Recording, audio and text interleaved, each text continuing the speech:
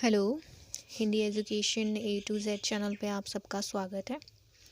पिछली कक्षा में हमने समझा कि कर्म के आधार पर जो क्रिया के दो भेद होते हैं, अकर्मक क्रिया और सकर्मक क्रिया, उनके पहचान संबंधी जो महत्वपूर्ण सभी नियम हैं उनके ऊपर हमने विस्तारपूर्वक चर्चा की, उन्हें समझा।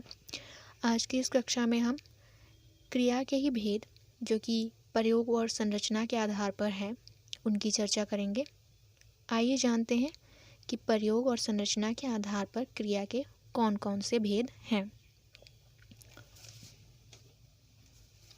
केवल प्रयोग के आधार पर 3 और संरचना के आधार पर 5 क्रिया के भेद होते हैं। इकट्ठे प्रयोग व संरचना के आधार पर क्रिया के 8 भेद हैं, जिसमें से पहला है सामान्य क्रिया। जब एक ही कार्य हो, एक ही क्रियापद हो तो उसे सामान्य क्रिया कहते हैं। उदाहरण, मोहन भोजन खाता है। यहाँ पर वाक्य में कार्य एक ही हो रहा है और क्रियापद भी एक ही है, इसलिए वह क्रिया क्या हो गई? सामान्य क्रिया हो गई। अब जो यहाँ पर एक नया शब्द आ गया है कि पद क्या होता है?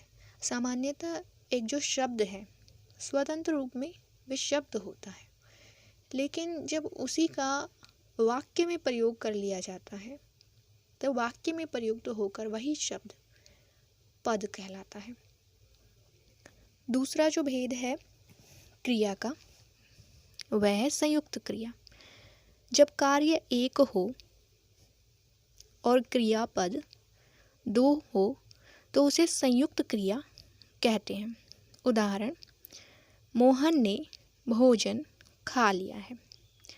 अब यहाँ पर क्रिया जो है, एक तो खा, यह क्रिया है, दूसरा लिया। कार्य तो एक ही हो रहा है, भोजन खाने का, लेकिन इस बात को अभिव्यक्त करने के लिए 2 क्रिया प्रयुक्त हो रही है, जिसमें से पहला है खा और दूसरा है लिया। तो इस प्रकार से जब कार्य एक हो और क्रियापद 2 हो तो वह क्या हो जाता है? संयुक्त क्रिया हो जाती है। तो खा लिया या दोनों ही संयुक्त क्रिया के उदाहरण हैं। एक ही कार्य को बताने के लिए 2 क्रियापद का प्रयोग हुआ है।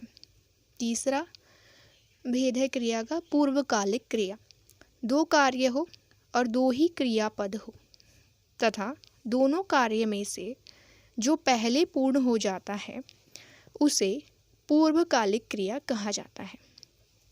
इसी बात को उदाहरण से समझते हैं। मोहन भोजन खाकर सो गया। अब यहाँ पर कार्य भी 2 होने चाहिए और क्रियापद भी 2 होने चाहिए। तो वाक्य में 2 कार्य कौन कौन से हैं? एक तो भोजन खाना और दूसरा सोना। यह 2 प्रकार के कार्य वाक्य में दिख रहे हैं। अब क्या क्रियापद भी 2 है वाक्य में? तो खाकर एक क्रिया हो गई और दूसरा सो गया, यह क्या हो गया? दूसरी क्रिया हो गई।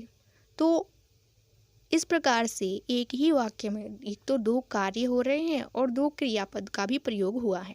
अब देखना यह है कि इन दोनों कार्य में से पहले कौन सा पूर्ण हो रहा है।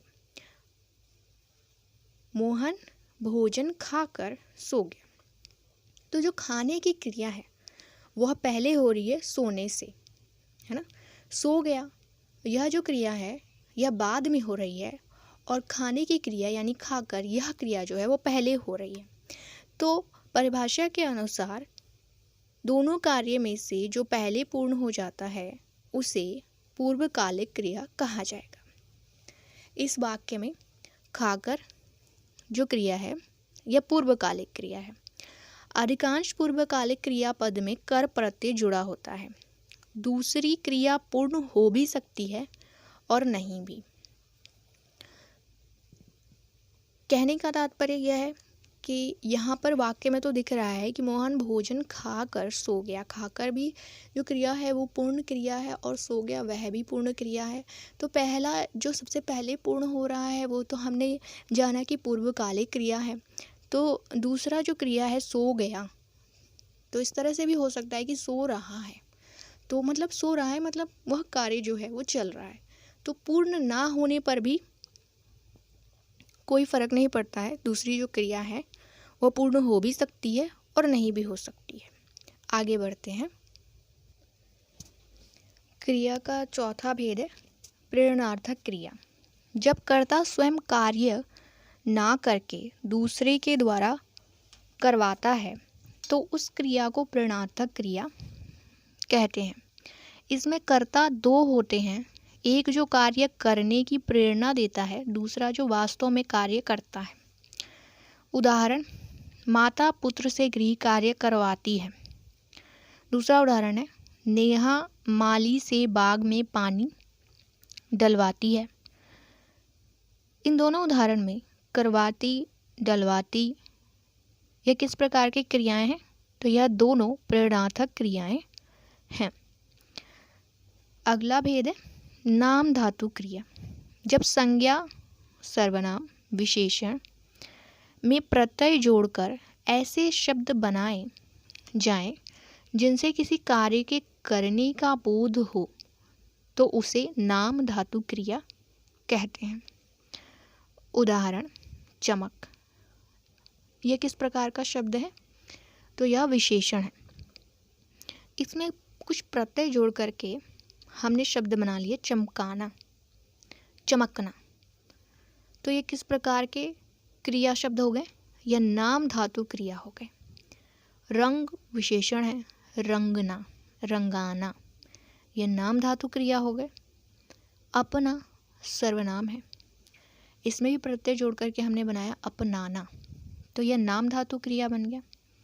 लज्जा संज्ञा है, भाववाचक संज्ञा है, इसमें भी हमने प्रत्यय जोड़ करके जो शब्द बनाए लजाना और लजियाना, तो किस प्रकार के शब्द बन गए? नाम धातु क्रिया बन गए। अगला भेद है कृदंत क्रिया। जब किसी धातु में ना प्रत्यय के अलावा अन्य कोई प्रत्यय जोड़कर ऐसे शब्द बना लिए जाएं जिससे किसी कार्य के करने या होने का बोध हो तो उसे कृदंत क्रिया कहते हैं। उदाहरण, चल जोड़ आ, चला। यहाँ पर ना प्रत्यय के अलावा, ना प्रत्यय नहीं, ना प्रत्यय को छोड़ करके अन्य कोई भी प्रत्यय अगर जोड़ा जा रहा है तो उससे बनने वाला शब्द क्या हो जाएगा? कृदंत क्रिया हो जाएगा। और भी कुछ उदाहरण देखते हैं। चल ता प्रत्यय जोड़ करके चलता, चल एगा प्रत्यय जोड़कर चलेगा, चल ओ प्रत्यय जोड़ करके चलो। अगला भेद है सहायक क्रिया। वह क्रिया जो मुख्य क्रिया की सहायक होती है सहायक क्रिया कहलाती है। यह क्रिया वाक्य के काल का परिचय देती है। वह क्रिया जो मुख्य क्रिया की सहायक होती है और दूसरा बिंदु क्या है? काल का परिचय देती है। हम पढ़ रहे हैं, पढ़ जो है मुख्य क्रिया है, रहे हैं, पढ़ रहे हैं, तो रहे हैं जो है वह कौन सी क्रिया है? सहायक क्रिया है, सहायता करती है, वह सहायक क्रिया है। अब यह जो है रहे हैं सहायक क्रिया, यह काल का भी परिचय देती है, तो यह अपूर्ण वर्तमान काल का परिचय दे रही है। हम पढ़ रहे हैं। अगला जो भेद है सजातीय क्रिया। जब वाक्य में प्रयुक्त कर्म व क्रिया एक सामान्य धातु से बने हों तो उन्हें सजातीय क्रिया कहते हैं। माफ कीजिए, एक समान धातु से बने हों तो उन्हें सजातीय क्रिया कहते हैं। सामान्यतः वाक्य में प्रयुक्त कर्म संज्ञा या सर्वनाम होता है, किंतु सजातीय क्रिया के संदर्भ में कर्म धातु से बने होते हैं। उदाहरण, भारत ने लड़ाई लड़ी। अब यहाँ पर जो कर्म है और क्रिया है वो एक ही धातु से बने हुए हैं, एक समान धातु से बने हुए हैं। कौन सा धातु है? लड़। मैंने चढ़ाई चढ़ी, एक समान धातु, कौन सा धातु? जड़। हमने पढ़ाई पढ़ी, दोनों ही एक समान धातु हैं, कौन सा धातु है? पढ़। तो इस प्रकार से जब वाक्य में प्रयुक्त कर्म और क्रिया एक समान धातु से बने हों तो उन्हें सजातीय क्रिया कहते हैं। तो यहाँ पर जो क्रिया है लड़ी, चढ़ी, पढ़ी, ये किस प्रकार की क्रिया है? यह सजातीय क्रिया है। इस प्रकार से हमने आज के इस कक्षा में प्रयोग और संरचना के आधार पर क्रिया के जो भेद होते हैं उसका परिचय पा लिया। अगर आपको यह वीडियो अपने लिए यूज़फुल लगा हो तो चैनल को सब्सक्राइब ज़रूर करें ताकि आगे भी आपको ऐसे ही महत्वपूर्ण वीडियो मिलते रहें। दूसरे वीडियो को लाइक कीजिए, शेयर कीजिए। अगर आपका कोई कमेंट है तो कमेंट बॉक्स में ज़रूर डालिए, अपने महत्वपूर्ण कमेंट ज़रूर कमेंट कीजिए। मिलते हैं अगले वीडियो में, तब तक के लिए नमस्कार।